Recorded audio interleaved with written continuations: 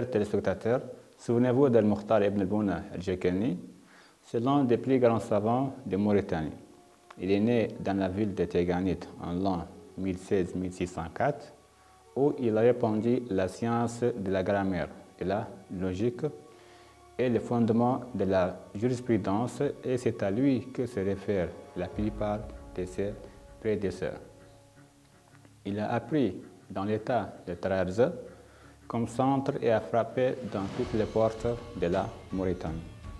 Divisant la connaissance des origines et de la langue, que je lui fasse miséricorde, Allama ibn al-Bouna al-Jakani était engagé dans l'enseignement et la fatwa et a établi dans son propre Mahadra ibn al-Bouna.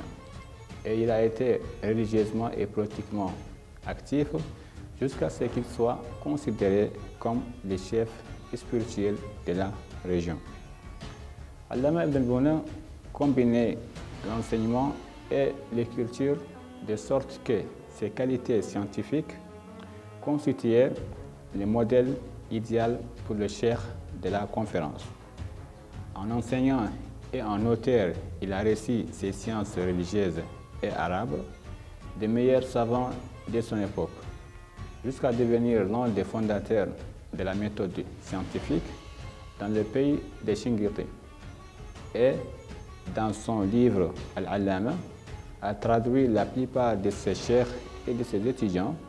Parmi les élèves les plus célèbres d'Allama al-Makhtour ben Bouna, citons Al-Majiri ben Abdullah al-Yaqoubi, Sidi Abdullah ben al-Wad al-Yaqoubi, Ahmed al-Ma'moun ibn Muhammad al-Soufi al-Yaqoubi, Ghali ibn al-Mukhtar Fal al-Boussaadi.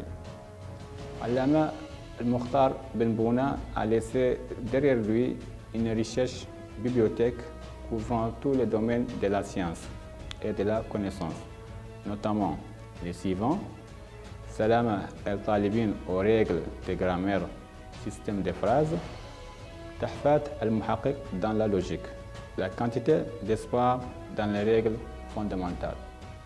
Il a écrit aussi Dar al-Usul bil-Usul, c'est-à-dire en français Dar al-Asl al-Asl. Il mourut après 200 ans en 1230 et fut enterré dans un lieu à Teganit. Voilà, c'était l'histoire de Mukhtar ibn al-Bouna al-Jakani. Nous sommes arrivés à la fin de cette émission. Merci de nous avoir suivis et à la prochaine émission.